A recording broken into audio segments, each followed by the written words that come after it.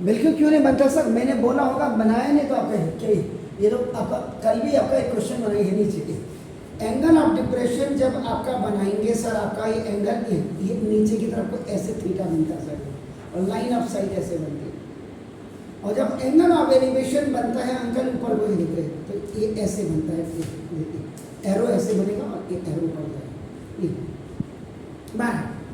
अब एक क्वेश्चन मैंने लिया, a tower stands vertically on the ground from a point on the ground which is 15 meter away from the top, from the foot of the tower. The angle of elevation of the top the tower is found 60 degree. इसका मतलब आप जब भी इस question को solve करेंगे, देखिए आपके सबसे पहले दिमाग में फिगर, अगर आप एप्लीकेशन ऑफ ट्रिग्नोमेट्री की बात करें तो the first of all you have to draw the figure. Figure आपने बना लिया, आपकी विजय हो गई 40%। फिगर बनाने के बाद दूसरा आपका एक्सप्लेनेशन, आपकी अपनी लैंग्वेज में आप अंग्रेजी में लिखो कि ये फिगर आपने कैसे बनाया हुआ है दैट। और ये फिगर जब आपका बन जाएगा तो कल भी मैंने बोला था, अगर सिंगल फिगर होगा, अगर सिंगल फिगर होगा तो इसमें 3 पॉइंट्स में से 2 पॉइंट आपको गिवन होंगे, 2 पॉइंट्स विल बी गिवन, और 1 पॉइंट आपको जो है आपको फाइंड आउट करना होगा। बहुत क्लियर, इसीलिए कहता घर जा करके वीडियो देखो। एंड फिर आपका फोर्थ जो इंपॉर्टेंट पार्ट है, and this important part is आपका वर्किंग स्टोरेज सेक्शन, जिसको एवोल्यूशन सेक्शन या जिसको आपका कैलकुलेशन पार्ट भी कहते हैं। ये 4 इंपॉर्टेंट चीज होती हैं किसी भी बच्चे को चेक करने के लिए जब वो आपका ना एक काम कर रहा हो एप्लीकेशन में। अब आपका सॉल्यूशन, वर्टिकल टावर, यहां ध्यान दीजिए, कुछ अंगुली में जो भी है उसको बिल्कुल अंगुली मत करें, फिगर बिल्कुल साफ साफ बनाइएगा। आपका नाम देखिए, आपका देखो ये टावर है, TOWER टावर। अब यहाँ कोई हमने कलाकारी नहीं दिखाने की सर टावर तो ऐसा होता है, नहीं सर, क्योंकि हमें ये वाली हाइट चाहिए होती, सिंपल सी बात है। तो ये टावर का ऊपर से देखो, ये टावर का ऊपर टॉप है, एंड ये टावर का आपका देखो ना, दिस इज द बॉटम है, इससे आपका देखो ना। अब इस टावर के बॉटम से आपका देखो ना, वर्टिकल टावर, ये tower stands vertically on the ground पे खड़ा है, ग्राउंड पे खड़ा है तो इसका मतलब 90 डिग्री का एंगल बना रहा है। ये दिमाग में आपका आना चाहिए। आप यहाँ पर टावर में इसको जो है, इसको T ऊपर पॉइंट भी ले सकते हैं और इसका R यहाँ पे टावर का यही ले सकते हैं, आपको दोनों काम करेगा मल्टी। अब आपका बेस टावर के फुट से 15 मीटर आपका देखो, 15 मीटर अवे आपका ना एक पॉइंट है आपका देखो A, ये पॉइंट है A from the angle of elevation, angle of elevation है तो देखो angle of elevation with the top, इसके टॉप के साथ आपका एंगल ऑफ एलिवेशन, तो ये लाइन ऑफ साइट आप ऐसे दिखाएंगे, देखो लाइन ऑफ साइट, और ये आपका ए ऊपर को आपका बनाएंगे और थीटा इज इक्वल टू आपका देखो 60 डिग्री।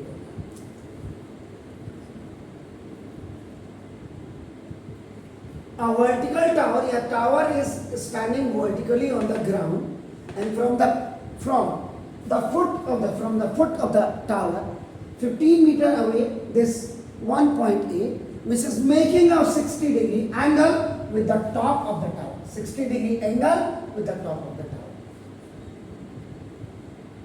इसका मतलब आपको यहाँ पे दिमाग ज्यादा लगाने की जरूरत है, हाइट आपका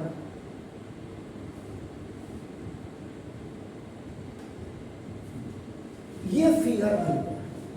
फर्स्ट पार्ट आपका जो था इट वॉज मेड,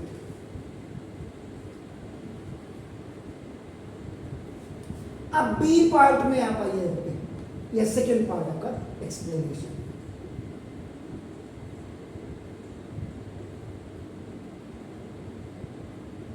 ये आपकी अंग्रेजी में होना चाहिए, तो नाम let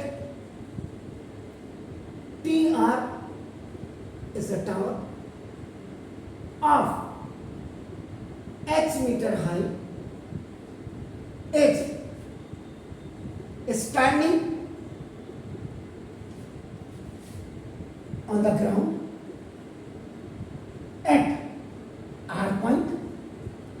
इसको नहीं भी लिखोगे कोई फर्क नहीं पड़ेगा, लेकिन लिखना चाहिए क्योंकि आप इंग्लिश मीडियम के बच्चे हैं तो पता लगना चाहिए किसी वर्ग में.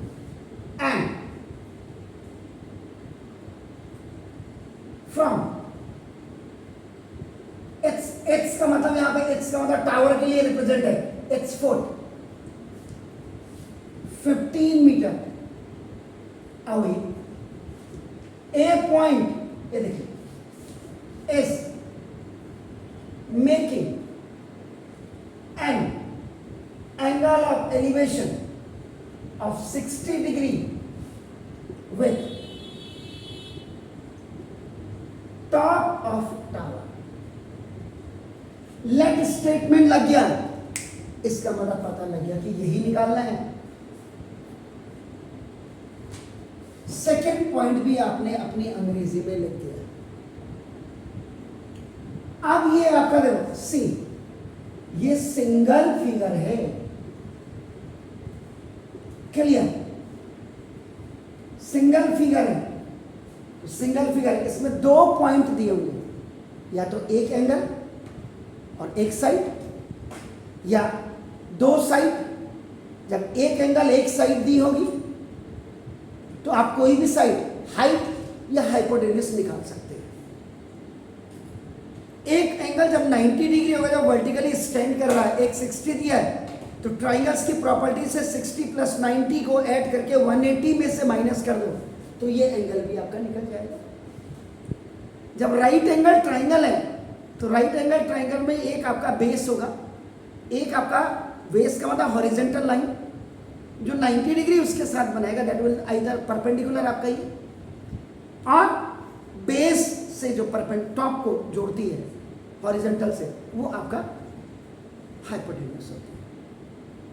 तो इन क्वेश्चंस पे जो एक्सपेक्टेशंस होती है, अगर एंगल दिया होगा, if the angle of elevation is given और the angle of depression is given, तो ऑब्वियसली या तो बेस ही निकालना होगा या तो हाइट ही निकालना होगा.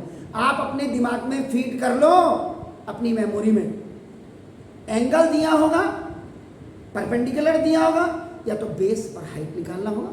सिंपल, कोई इतना दिमाग में देखो, अगर आपका एंगल दिया होगा, एंगल और बेस दिया होगा, तो देखो आपको हाइपोटेन्यूज निकालना होगा. ये देखिए आपका दूसरी चीज, एंगल और परपेंडिकुलर दिया होगा तो आपको बेस निकालना होगा. और एक सवाल सन एल्टीट्यूड का है, अगर आपका बेस और परपेंडिकुलर दिया होगा तो आपको इसमें इंक्लाइनेशन, जिसको आप एंगल निकालना कहते हैं, ये दिया. बस यही होता है ट्रिग्नोमेट्री में एप्लीकेशन. एंगल और base is given, then you have to find out आपका देखो एंगल और बेस इज आपका देखो, तो ये एंगल और बेस अगर आपको दिया हुआ, आपका नाम सॉरी, ये आपको हाइट निकालनी है. मैं गलत बोल गया, उसके लिए सॉरी. एंगल और परपेंडिकुलर दिया होगा तो अब हाइट के साथ साथ कई सवालों में आपका जैसे लेंथ ऑफ थ्रेड दिया होगा तो हाइपोटेन्यूज भी निकालने को कह सकता है, मेरी लैंग्वेज को कैन बी. और अगर एंगल और परपेंडिकुलर दिया है तो आपको पहले बेस निकालना होगा, हाइपोटेन्यूज भी पूछ सकता है. और बेस और परपेंडिकुलर आपको दिया होगा तो आप एंगल भी निकाल सकते हैं और आपका हाइपोटेन्यूज भी निकाल सकते हैं पाइथागोरस थ्योरम से. एक सवाल मैं आपको बता रहा हूं और एक सवाल के अंदर इतनी एंट्री बता रहा हूं आपको, तभी मैं कहता जाकर के चेक करो. आप देखो सिंगल फिगर, इसका मतलब एब्रिविएशन होता है.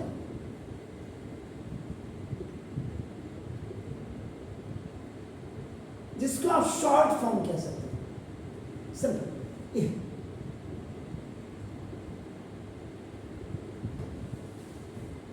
सिंगल फिगर है, 3 पॉइंट्स, ये सिंगल फिगर है सर. तो देखो आपका यहां पे आप क्या करेंगे, देखो इसमें पहले जो दो पार्ट होते हैं गिवन के, तो गिवन में आप क्या करेंगे, आप कहेंगे एंगल RAT रैट is equal to theta degree is equal to 60 degree angle of elevation. First point. और सेकेंड पॉइंट आपका लिखना RT इज इक्वल टू ना द लेंथ या द डिस्टेंस लिख सकते हैं, तो आपकी मर्जी है सर।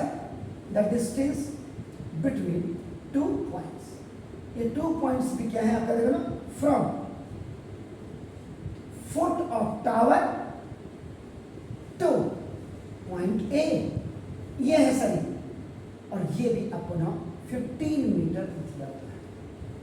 क्या बोला था, 3 पॉइंट्स में से 2 पॉइंट्स विल बी गिवन, आपको दिए होंगे। थर्ड पॉइंट यानी कि अब जो, और इसी में आपका देखो ये बी में आपका देखो ना, ये आपको फाइंड आउट करना होगा। थर्ड पॉइंट आपको क्या करना है, हाइट ऑफ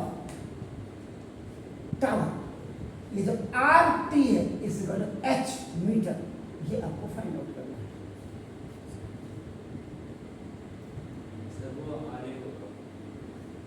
RT कौन सा, RA कौन सा होगा, ये वाला, हाँ बिल्कुल सही सर, थैंक यू, बिल्कुल सही आपने कहा sir, thank you very much. अब देखो सी, अब D पॉइंट आपका देखो कैलकुलेशन,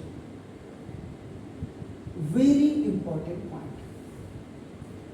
यहां पे करते समय दिमाग में क्या रखना है कि देखो अब इसको एंगल को अभी दिमाग से निकालिए। आपका देखो सिंपल सी बात है, देखो आपको बेस गिवन है और आपको परपेंडिकुलर फाइंड आउट करना है, जबकि थीटा भी आपके पास गिवन है। देखो तो देखो परपेंडिकुलर और बेस का जहां कंसर्न होता है, द कंसर्न ऑफ परपेंडिकुलर और बेस, वहां पे आप क्या यूज करते हैं, आइदर द टेन थीटा और द कॉट थीटा। क्लियर है सर? अब आप यहां पे क्या करेंगे, देखो in right angle triangle RAT, actual में ये आपका देखो ना थ्रो एंगल ऑफ एलिवेशन होता है। कई लोग इसको लगता है ART भी लिखते हैं, TRA भी लिखते हैं, और मैंने इसको लिखा RAT ऐसे, क्योंकि ये through angle of elevation and line of sight के गया हुआ है। ये देखो, अब आप करें, आप टेन यूज करना चाहेंगे या कॉट यूज करें?